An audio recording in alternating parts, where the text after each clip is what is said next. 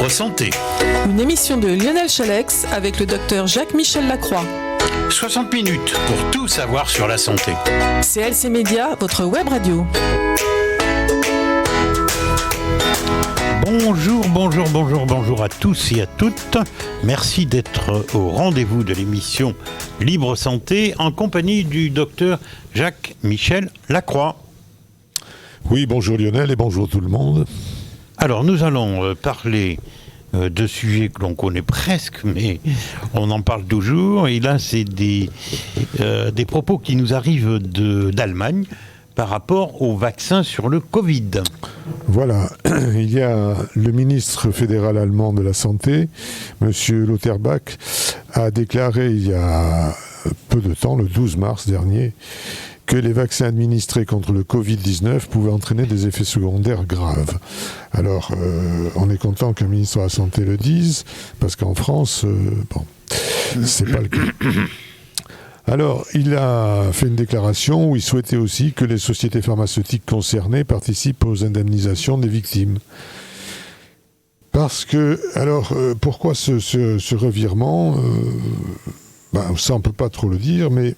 C'est qu'il doit y avoir des problèmes graves, quand même. Sans doute. Parce que il avait dit en 2021, dans plusieurs interviews sur les réseaux sociaux, que les injections contre le Covid-19 étaient sans effet secondaire. Donc, il estimait que cette vaccination n'entraînait pas ou pratiquement pas d'effet secondaire. Alors, il est revenu dessus et il estime maintenant qu'il avait un peu exagéré les choses. Mais pourtant, ça avait été un des promoteurs de l'instauration de la vaccination obligatoire en Allemagne. Mais en avril 2022, la proposition qui prévoyait la mise en place d'une obligation vaccinale avait quand même été rejetée par le Parlement. Et puis, 2023, c'est-à-dire cette année, le point de vue du ministre allemand de la Santé a donc évolué. Et dans son entretien accordé à... Un journal allemand, ZDF, il a abordé deux questions qu'il estime suffisamment importantes pour être prises en charge dans son pays. En France, c'est le média Atlantico qui l'a révélé. Alors d'abord, le ministre il a déploré le fait que les personnes atteintes de Covid long ne soient pas prises en charge, la maladie n'étant souvent pas identifiée. Et c'est vrai que c'est très difficile de savoir si les symptômes que ressent une personne après avoir fait un Covid sont liés au Covid ou si sont des symptômes qui arrivent sans relation évidente avec le Covid qu'ils ont présenté. Mais le problème, c'est que il faudrait effectivement, comme l'a regretté ce ministre, que ces symptômes fassent l'objet de recherches intenses. Seulement, apparemment, ça n'est pas le cas. Deuxième affirmation qu'il a dit, point de vue qui est polémique, c'est celui des effets secondaires des vaccins. Et sur ce sujet, le ministre de la Santé a déploré que les fabricants de vaccins ne participent pas à l'indemnisation des individus. Mais il faut se souvenir que les fabricants de vaccins avaient signé une charte avec l'Union européenne qui les dégageait de cette obligation. Alors maintenant, apparemment, le ministre remet en cause cette directive, mais pourtant, ça a été signé.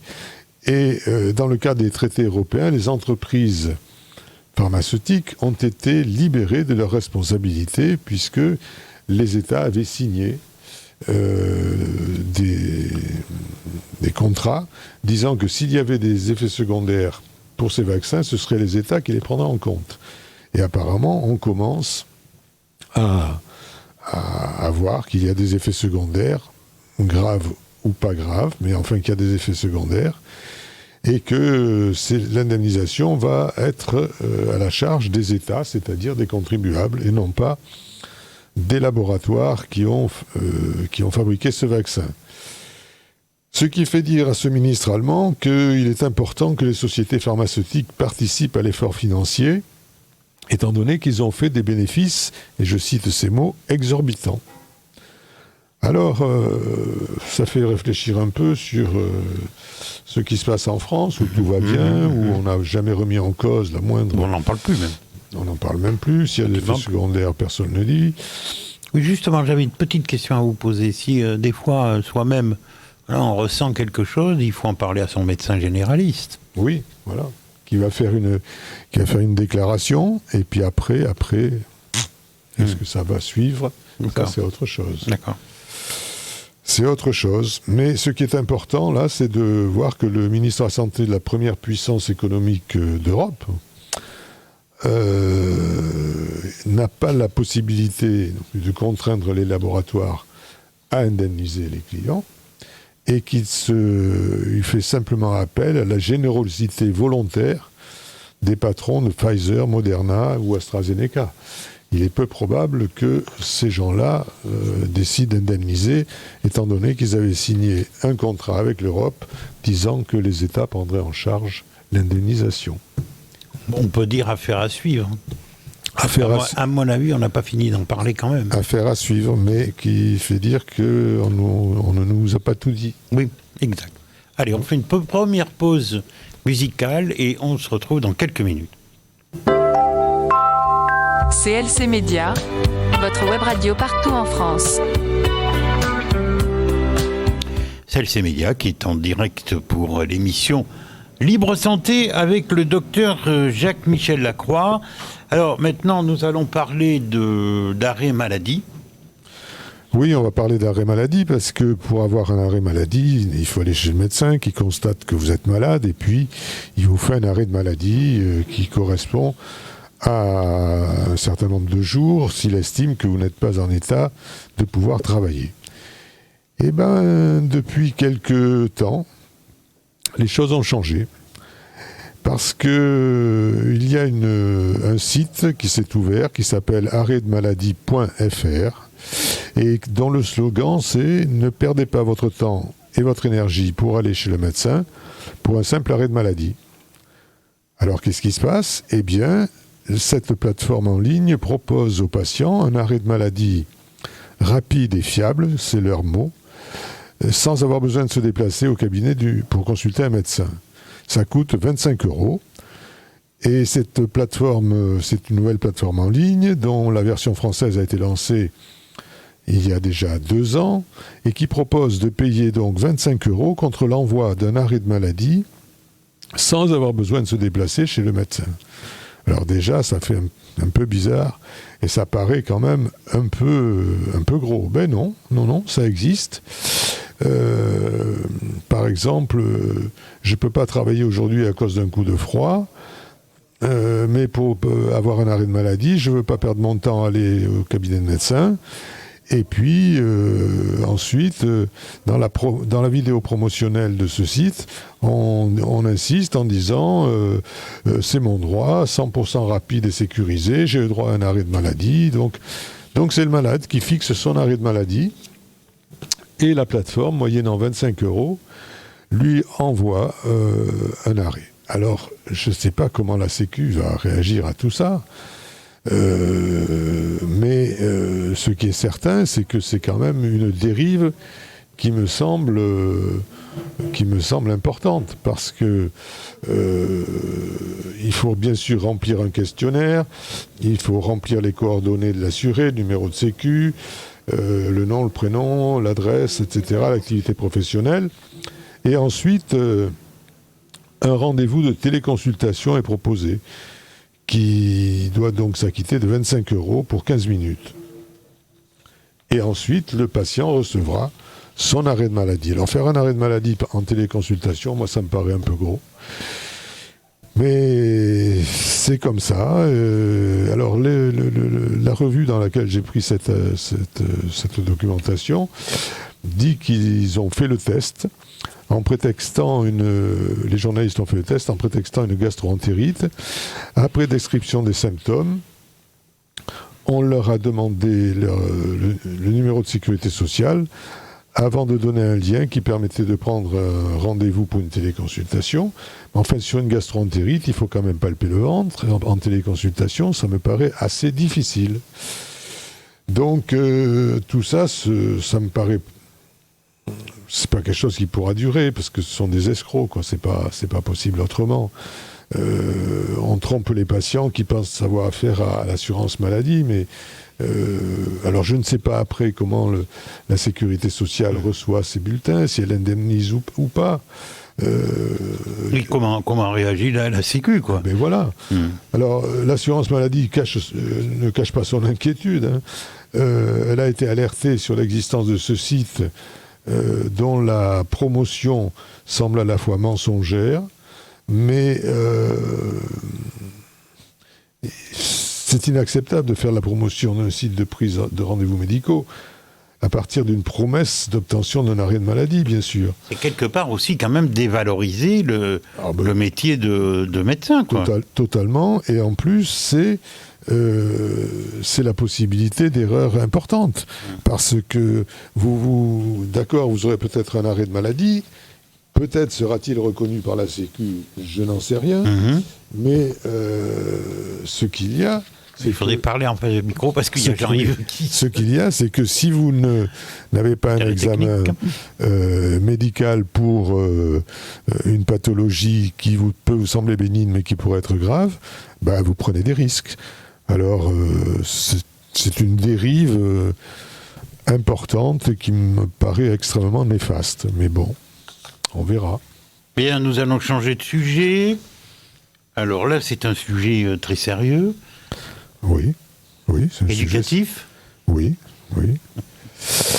Et là, vous l'avez intitulé « La sensibilité du clitoris ». Oui, c'est un article qui est paru très récemment, dans lequel on peut lire que le nerf dorsal du clitoris, qui est la principale source d'innervation de cet organe, contient un grand nombre de fibres nerveuses qui étaient estimées jusqu'à présent à environ 8000. Mais ce chiffre était sous-estimé, car en analysant le tissu nerveux clitoridien de 7 personnes qui avaient subi une chirurgie génitale, des médecins de l'école de médecine de l'université de l'Oregon ont découvert que le nombre total de terminaisons nerveuses du clitoris était en fait de 9800 et de 11 000, et ce qui fait quand même un quart de plus que ce qui était estimé jusque-là.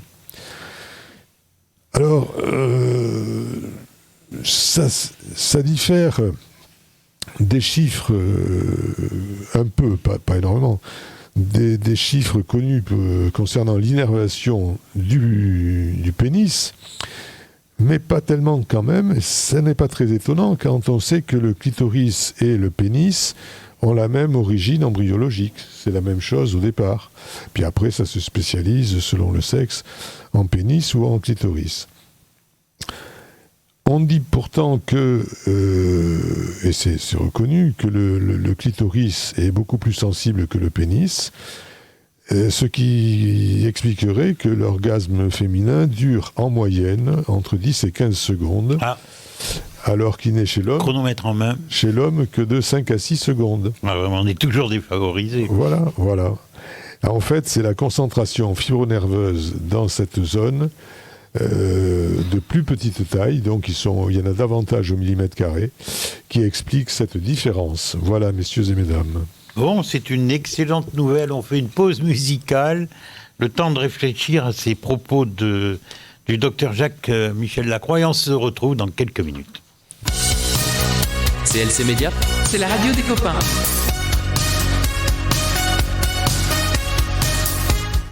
Et c'est la radio aussi de la santé. Nous sommes dans l'émission Libre Santé avec le docteur Jacques-Michel Lacroix. Nous continuons nos sujets et là nous allons parler de jeûne. Oui, et plus particulièrement de jeûne intermittent, parce qu'il y a des jeûnes qui sont prônés par certains, on peut dire, gourous presque. Oui, il y a de tout dans ce domaine-là. Mais le jeûne intermittent, c'est-à-dire la technique qui consiste à ne pas manger pendant quelques heures seulement, c'est une technique qui est utilisée, par exemple, pour faire perdre du poids. Pendant quelques heures seulement. Oui, pendant 16 heures par jour, par exemple. Oui, 16 heures par jour, quand même. Oui, voilà. Oui. Donc, ce jeûne intermittent, c'est aussi... on s'est aperçu que ça avait une action intéressante chez les gens qui souffrent de stéatose hépatique non alcoolique. C'est-à-dire que chez les sujets qui boivent trop, le foie souffre, devient gras, comme le foie gras des canards. Et ensuite, ce gras se dissout et ça donne une fibrose, ce qu'on appelle la cirrhose hépatique. Bon.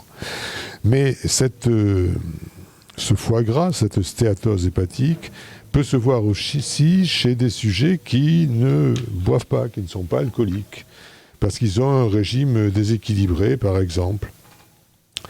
Et c'est quand même embêtant, parce que le foie fonctionne mal à ce moment-là, et à part mettre les gens au régime, on ne sait pas trop comment le traiter. Alors, on a eu l'idée d'essayer de faire ce jeûne intermittent, et il semblerait que ça puisse donner des résultats intéressants par rapport à ceux qui ne l'ont pas fait. Donc, ça consiste à faire aussi un peu d'exercice, et il y a eu des études faites sur des gens âgés de 23 à 65 ans, dont 80% étaient des femmes, qui ont donc fait cette restriction.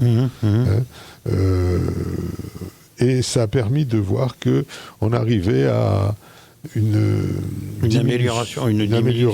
Voilà, je ne cite pas les chiffres.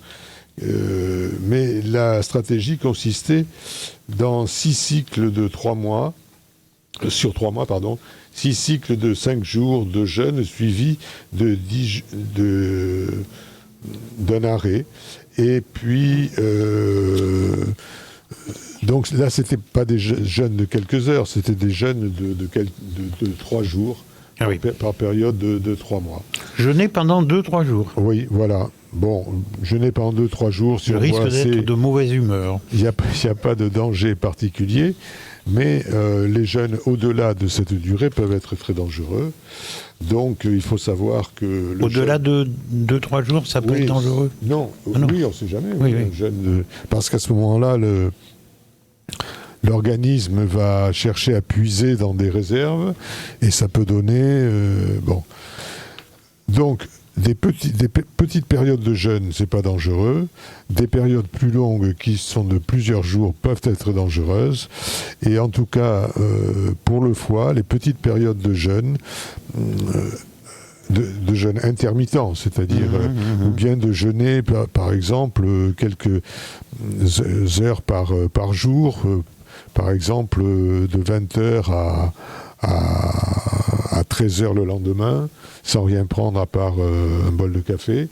C'est pas inintéressant pour le foie, ça lui permet de se reposer un peu et ça peut aider les gens à maigrir un peu. Vous voulez parler de ça parce que le ramadan approche? On y est même en plein dedans, non? On y est, je crois, oui. Oui, Jean-Yves approuve. D'accord, donc vous voyez, je ne savais pas. Voilà. D'accord. Donc eux font du jeûne intermittent en faisant le ramadan. Ah oui, plutôt, oui. Mais à condition de ne pas s'empiffrer après le coucher du soleil. Ouais, les petits gâteaux sucrés. Et puis enfin, peut-être pour finir, on va parler des édulcorants qu'on retrouve dans plein d'aliments, dans plein de, surtout les crèmes dessert, etc. Donc, il y a eu encore une étude, parce qu'il y en a très souvent des études sur les édulcorants qu'on trouve dans les aliments transformés. Il semble que ces édulcorants soient associés quand même à un risque accru d'événements cardiovasculaires. Alors, je ne dis pas que ça déclenche... Alors moi qui prends des sucrètes... Alors ça dépend aussi combien on en prend. Depuis plus de 20 ans. Oui, oui. Bon, voilà.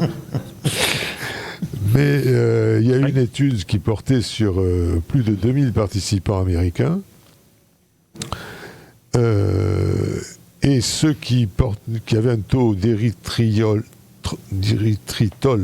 c'est-à-dire c'est un édulcorant c'est un édulcorant, voilà. Ces sujets-là ont présenté un risque d'AVC qui était presque 2 fois plus élevé que ceux qui avaient un taux plus bas. Et comment peut-on contrôler? C'est difficile. C'est très difficile, oui. Parce que la question sur les édulcorants, ils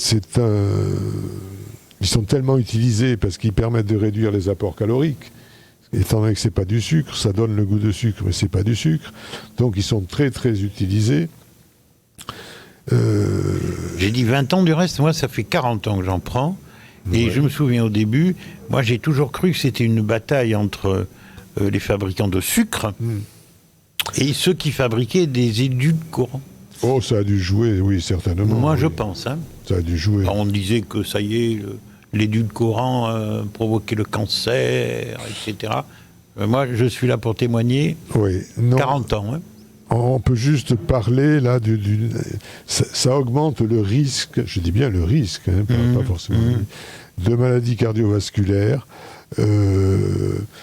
Et puis, sur une période de 9 ans de suivi, on s'est aperçu que le risque cardiovasculaire n'était pas négligeable. Que ça aille de l'infarctus du myocarde au syndrome coronarien aigu, etc. etc. Hein. Donc les édulcorants sont pas quelque chose d'anodin quand même. Alors c'est sûr que si au cours de la journée vous mettez juste une sucrète dans le café, ça risque rien. Ça risque pas grand-chose. L'ennui c'est que si vous achetez beaucoup d'aliments tout préparés, et si vous ne mangez quasiment que ça, il y en a plein dedans. Et alors là, à ce moment-là, le risque cardiovasculaire augmente. Bon, nous allons en tirer leçon de vos propos, cher ami. Et on se retrouve dans 15 jours maintenant, puisque mardi prochain, ça sera une rediffusion de cette émission. Merci d'être venu, docteur Lacroix. Et puis, à bientôt. Voilà, dans 15 jours. Merci à notre ami Jean-Yves qui est à la technique, qui a le bras long pour aussi surveiller la vidéo. On salue notre ami Gérard Pommier qui est toujours absent pour cause de problèmes de santé. On lui souhaite un bon rétablissement et qu'il vienne vite nous rejoindre. On se retrouve dans quelques minutes pour l'émission 58 minutes. Libre Santé. Une émission de Lionel Chalex avec le docteur Jacques-Michel Lacroix. 60 minutes pour tout savoir sur la santé. CLC Média, votre web radio.